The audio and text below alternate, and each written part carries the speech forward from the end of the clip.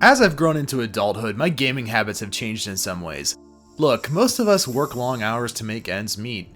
This often means getting up, driving to work, working, getting home, taking care of chores, which lends itself to about an hour max of video game time in a given day. Which leads me to my first point. Short games are better. Okay, I'm going to redefine better here before y'all come after me in the comment section. The short evenings and limited game time doesn't necessarily lend itself well to massive stories. I've found that games between the 15 to 20 hour mark are the perfect length for a few reasons. It's easier to remember all the plot details, it's easier to come back to if needed, and I'm less likely to become bored of it. When you play games in short bursts, it can be difficult to remember all of the plot.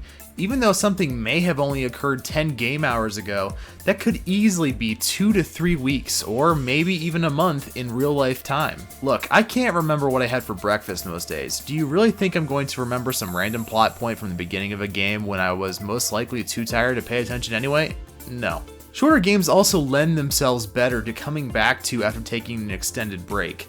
Obviously there are a lot less plot details to remember, but in shorter games the overall gameplay systems are a lot less complex. Meaning it's easy to drop in, play for an hour, and drop out without having to re-Google all of the game's controls. I'm also a lot less likely to give up on a game if I feel the end of the game is within reach. I mean, think about it. It's easier to convince myself to play a game that I know might take me a month or so to beat than a game that might take me 6 months.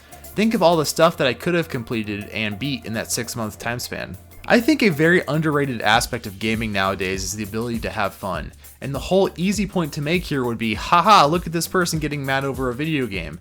But I want to be a bit different. To me, I don't want video games to feel like a job. I have a job, and while I'm playing games, I don't want them to feel like that. I'd rather play a game that makes me do a cool thing a few times for the sake of the story, rather than a game that makes me do the same thing over and over again for small upgrades or experience points or whatever. The whole idea of grinding in a game just never felt right to me. Really what I'm getting at is I like games that I can easily apply the SMART goals format to.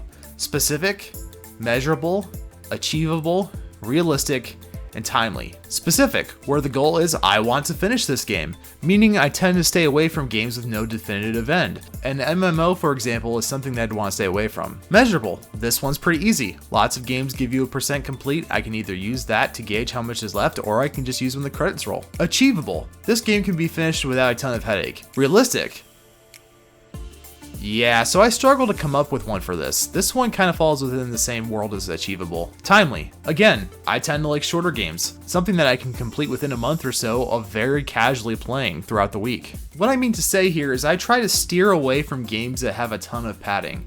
I'd rather have more distinct missions to play, even if there are less of them, rather than playing the same mission 20 plus times to unlock plot details.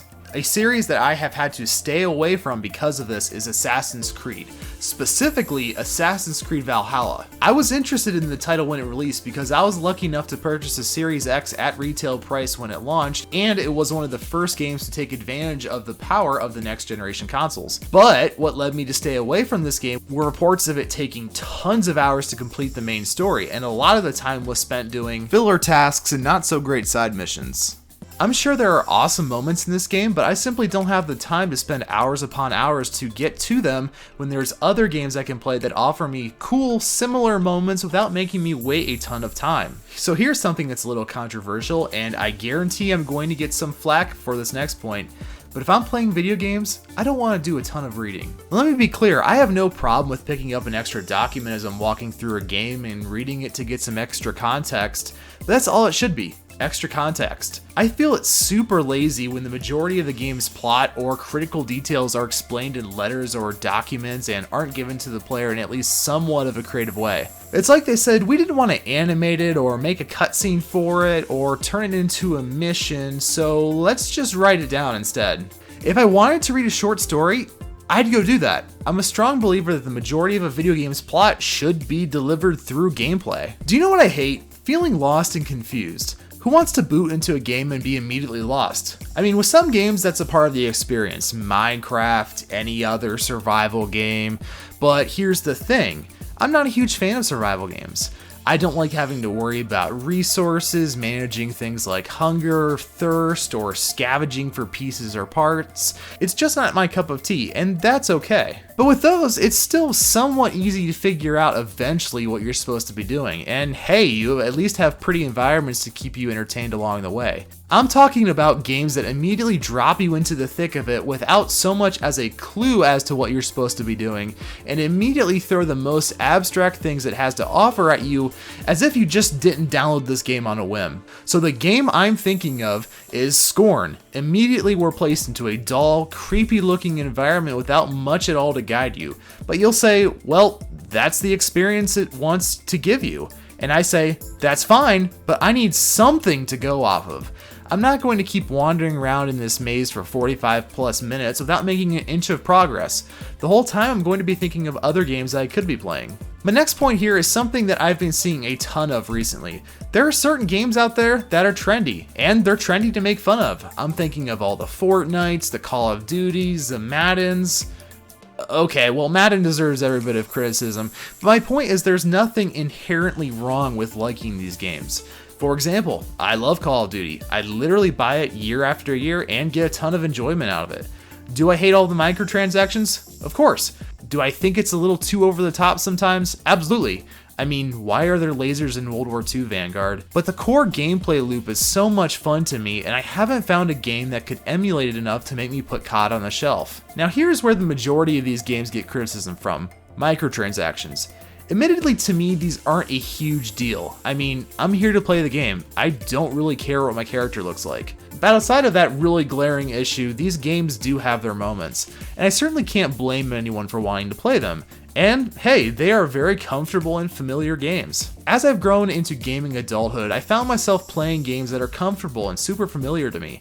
It's why I love the original Xbox so much. It's the console I grew up with and am probably the most familiar with. It's where I first played Call of Duty and where I got my first taste of theme park sim games like Thrillville. It even got me into sports thanks to games like Madden 08, and gave me my love of 3D platformers thanks to Pac-Man World 2. These games defined my childhood and led me to either replaying them a ton while in adulthood or seeking out experiences very similar to them. For example, I'm a huge fan of Planet Coaster. I literally spent hours upon hours on that game in the summer of 2020 when I was stuck at home. I bought the game and all of its DLC twice, once on PC and once on Xbox. I also got super into Psychonauts 2 for a little while there.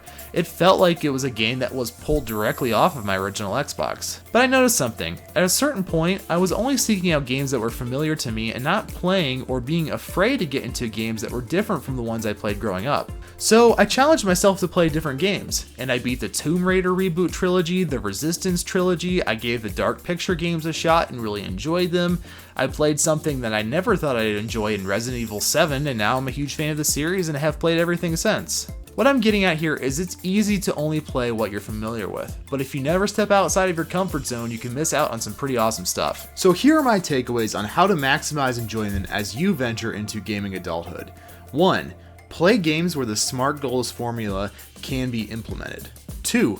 Play what you enjoy. And 3, and probably most importantly, don't be afraid to try new experiences. That's all for today, folks. Don't forget to hit that subscribe button, leave a like, share this video with your friends, but most importantly, take care, stay safe, and I'll see you in the next video.